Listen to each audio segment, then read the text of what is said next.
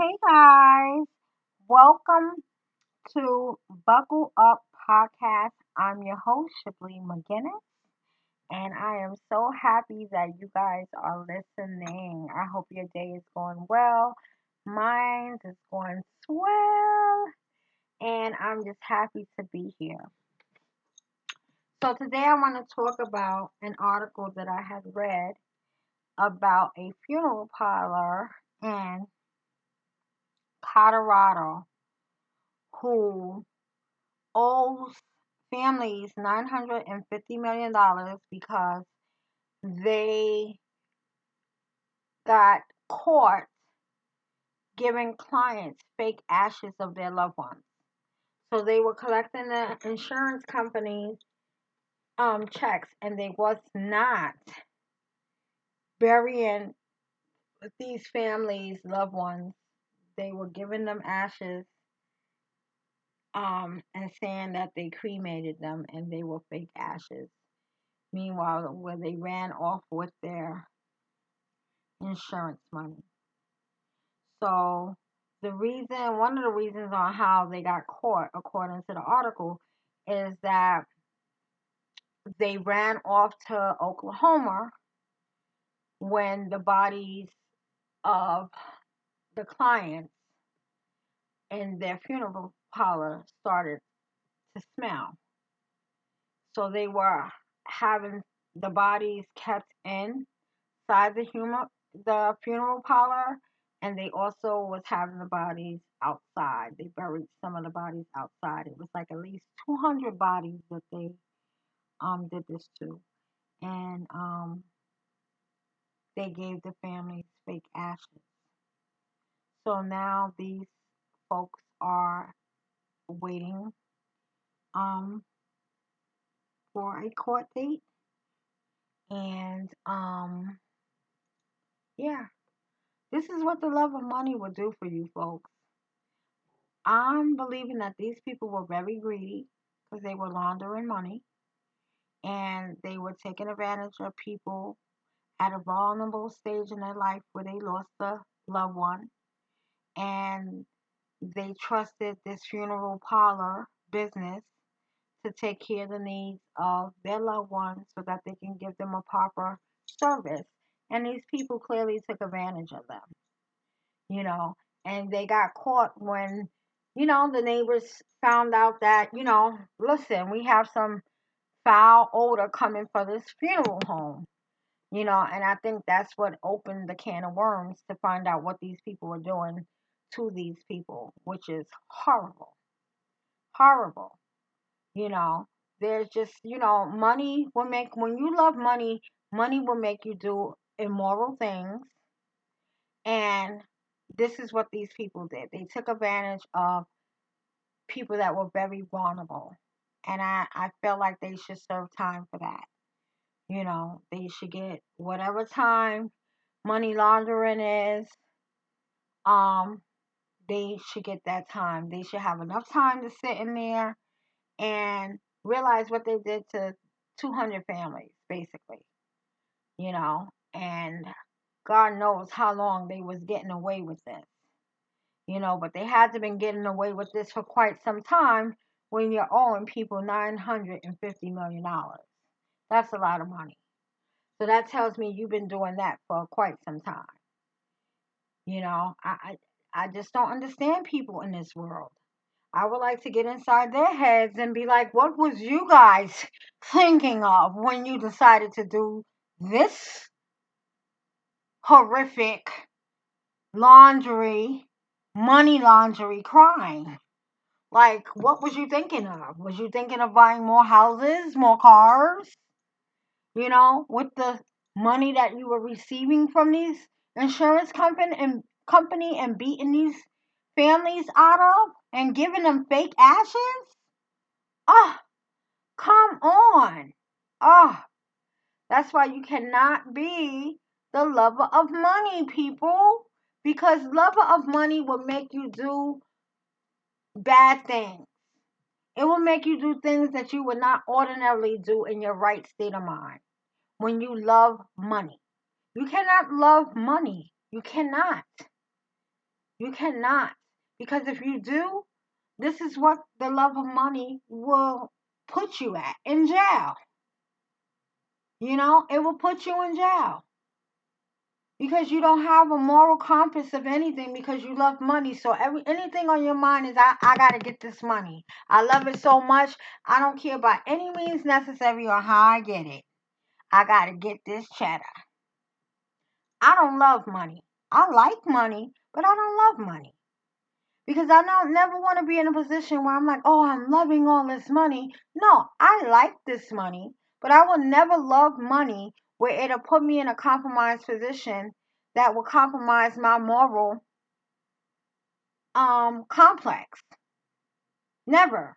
Never, never, never, never, never, never, never. Mm-mm. No. No, no, no, no, no. And that's when that saying, the money is the ruler of all evil, because when you start to love money, you can care less. You can really care less. That's why I love that song by LL Cool J. It stuck with me many years ago when he had his single out, Who Do You Love with Total, and he had a verse in there that said, money make money make the man, man don't make the money. Or do I have it right?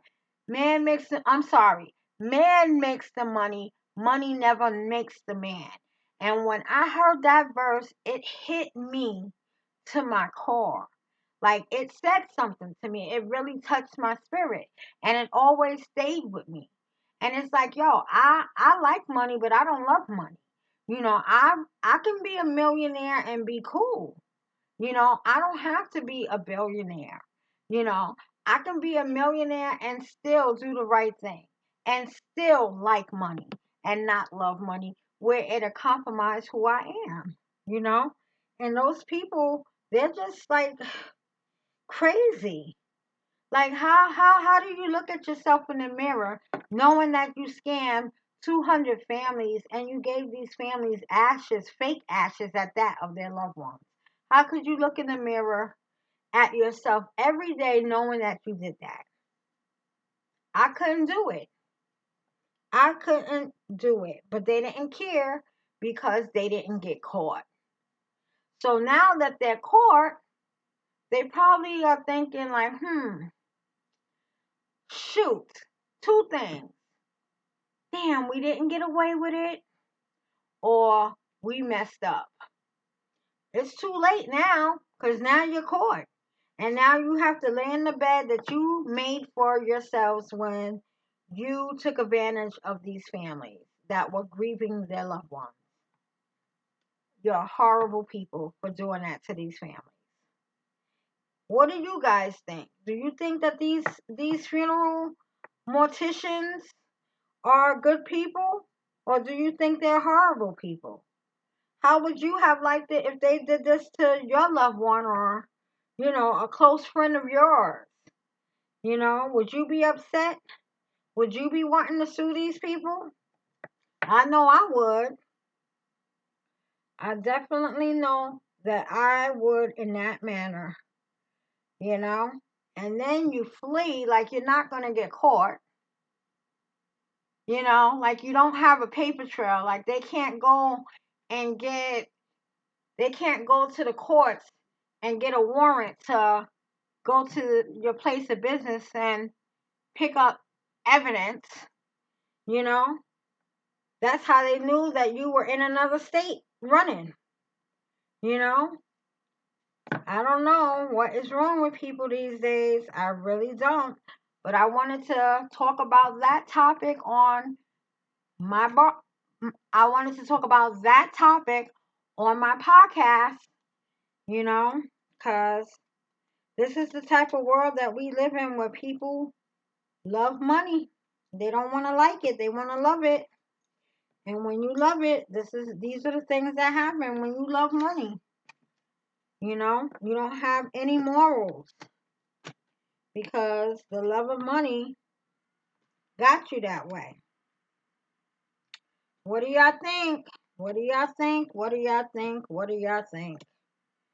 Because I think that is a bad quality. Bad quality. How could you take advantage of people that are grieving? My Lord, that is crazy. But you have some crazy people in this world, and you have people that don't care. They don't care about nothing but themselves and how they can get away with such things as this. And I'm glad that these people got caught and they didn't get away with this. You know, God knows how long they've been doing this. They probably was doing this for years and just got caught doing it. You know, it's horrible. These poor families, they're grieving for their loved ones and then they have to deal with someone beating them out of their family's money, their insurances, you know, which is horrible. It's such horrible. So, guys, I wanted to talk about that on this segment of my podcast. Buckle up. And you know how I do at the end of my podcast, which this will be the end of that, because I wanted you guys to know about that situation that happened in Colorado with the funeral parlor, taking advantage of its families that's trying to bury their loved ones. I thought you guys would like to know about that situation there because that was just crazy. I'm still like, oh my goodness. But I'm going to go ahead and read the word as I end this segment of the podcast. And I'm going to read from Exodus 14:14. And it says, the Lord will light. Oh, I'm sorry. It says, the Lord will fight for you. You need only to be still. I want to take it that with this topic of those people getting scammed by the funeral parlor people, the Lord is definitely fighting for you because He definitely put it in the light. So He's fighting for your loved ones and for the families to become compensated on this. But this word has so many meanings for the listeners that's listening to this podcast. You find out what this Exodus 14:14 means to you. The Lord will fight for you. You need only to be still. On that note, I will talk to you later. Thank you for listening, and I will see you on the flip side. Goodbye for now.